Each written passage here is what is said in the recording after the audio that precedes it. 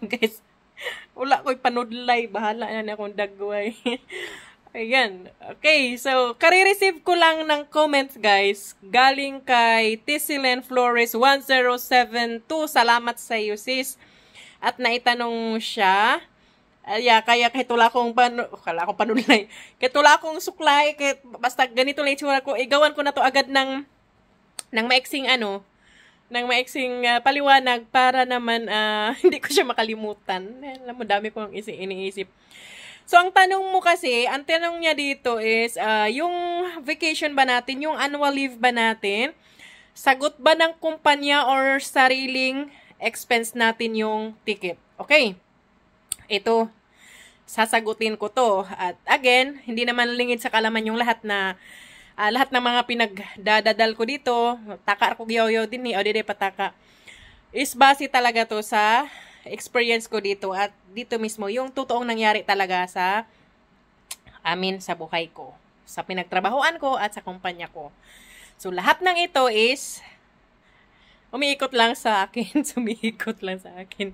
Hindi nga. Okay, so yan guys. Pasensya na at hindi ako nag-i-edit ng video ko dahil alam nyo na magaling ako dyan. Kaya wag nyo nang itanong kung bakit diretsahan at saka ito lang, chikahan lang. Sasagutin ko yan. Iba-ibang kumpanya, iba-ibang pamamalakad, iba-ibang pamamaraan, iba-ibang proseso.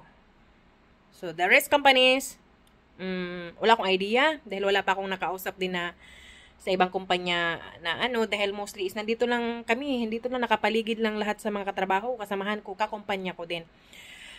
Yung annual leave po guys sa amin, kahit matapos mo pa yung pinirmahan mo na kontrata, kung ilang taon yung pinirmahan mo na kontrata, kung gustuhin mong magbakasyon guys, yung ticket po is hindi libre. Sa atin po iyon. So tayo po ang bibili ng sarili nating ticket. So yung annual leave every year, meron tayong 21 days vacation. Sa amin dito. So yun. So meron tayong 21 days vacation. Nasa sayo na yun kung saan mo siya spend, kung uwi ka ng Pilipinas or dito ka lang ba, mag-iikot ka lang ba, nasa sayo na yun, basta yung bakasyon na yun is sayo yun at hindi pwedeng pagtrabahoan kasi hindi pwede. Bakasyon yun eh. So, may batas talaga dito na kapag bakasyon mo is bakasyon mo. So, hindi ka pwedeng magtrabaho kahit na boring ka, naburuyong ka na dyan kung nung sakit na yung likod mo, namamaga na yung mata mo sa kakatulog. Bahala ka dyan. Mag-enjoy ka sa bakasyon mo. So, again, uulitin ko guys, hindi po siya libre. Tayo po ang bibili ng ticket natin. So, hindi po sagot ng kumpanya yun. Yun nga lang, mahal kasi din yung ticket. So, nasa sa atin na mamili kung uuwi tayo o hindi.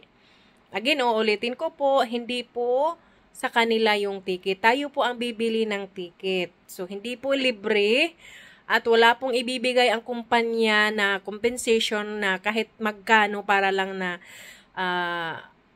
pandagdag sa bakasyon natin or basta sarili nating gastos. Kung magkano man yung abutin ng ticket, nasa sa atin na po yun. Kaya, doon sa mga nagbabalak magbakasyon, so mag-ipunan po natin ng mabuti at isipin po natin ng mabuti dahil malaki po talaga yung magagastos natin sa ticket pa lang.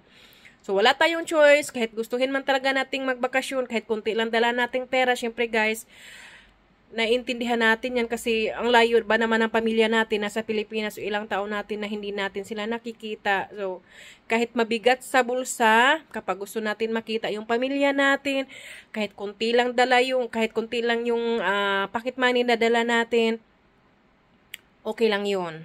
Basta ang importante is makasama natin yung pamilya natin. So, again, uulitin ko, yung ticket po guys, hindi po siya libre, sa atin po yun. Sa amin dito sa kumpanya namin. Hindi ko alam sa ibang kumpanya, baka sa kanila, meron silang libre doon or hindi. Sana nga, meron, no? Para ba? Pero, parang wala guys, parang basta sa amin dito, walang libre. Kami ang bibili ng ticket. At, idugtong ko na rin dito yung nagtatanong about sa yung 1 month na vacation natin, yung sahod. tinatanong kasi doon, naalala ko na, tinatanong kasi doon kung yung isang buwan na yun sa vacation natin is meron ba tayong matatanggap na sahod? Yes, meron.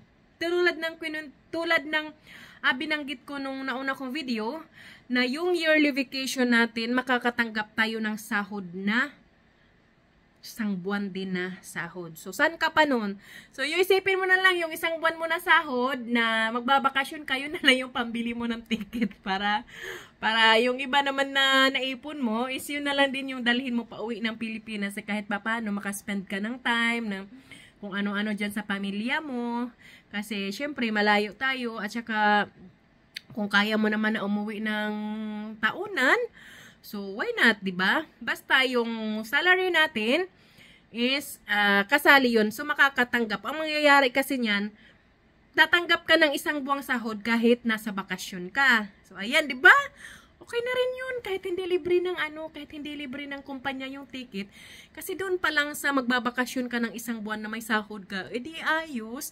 Kahit na basic salary lang siya, kahit bawasan pa siya ng tax, at least nasa bakasyon ka, may matatanggap ka. Kaya yun. Kaya ako guys, kasi nakatanggap ako eh. Lahat kami nung nasa bakasyon kami nakatanggap. Kaya no worries about that. Basta pag-ipunan lang natin yung ticket, lalo na pag dito sa Europe banda kasi medyo mahal talaga pa uwi ng Pilipinas. So ayan, nasagot ko na yung yung tanong. Kung may tanong pa kayo dyan, sige lang. Magtanong lang kayo dyan kasi sagutin ko hanggat dahil ang dami ko kasing napag-iwanan na tanong na noon pa, yung iba pa nga inabot na ng 1 taon. So hindi ko na talaga siya mahanap kasi sa dami ba ng mga comments na, tapos naalala ko na lang na may nag-message pa sa akin sa Facebook na nasa spam lang siya nakalagay. Naku, 2 years na yung nakaraan. Sorry talaga kung napanood mo pa yung video ko na to, kung nanonood ka man ngayon, sorry po talaga dahil hindi ko po talaga nakita yung message nyo doon sa message request, pero doon talaga siya nakalagay sa spam, kaya hindi ko talaga siya napansin, hindi ko siya nasagot, hindi ko siya nabigyan ng pero kung napanood mo man lahat ng video ko, nandoon po lahat ng mga kasagutan doon sa tanong nyo po, kaya pasensya na po talaga doon sa naghahanap na gustong malaman yung Facebook account ko. Hindi na po Gilo na yung gamit ko. So, yung Facebook account ko is nakalagay doon na pangalan is Lily. So, L-E-E. As in Jet Li. So, L-E-E. Yun po yung Facebook account ko. At, tingnan nyo na lang yung profile. Kasi yung mukha ko dito na malapad na parang So, ganon din doon. Walang pinagkaiba. Kaya guys, thank you. Thank you sa tanong Tisile Flores 1072. Thank you talaga. At, yun. Nang dahil sa tanong mo, so meron na naman tayong natulungang iba na bigyan ng idea at naliwanagan din. So, yan, bye-bye at saka maraming salamat sa panunood at doon sa mga hindi pa nanonood, doon sa mga kaibigan nyo na nandito na or papunta na dito or sa mga kabatch nyo, kaklase nyo, spread the video, spread the news para naman kahit papano may idea sila. Share and like at saka huwag nyo rin kalimutang mag-subscribe. Maraming salamat po at God bless po sa ating lahat.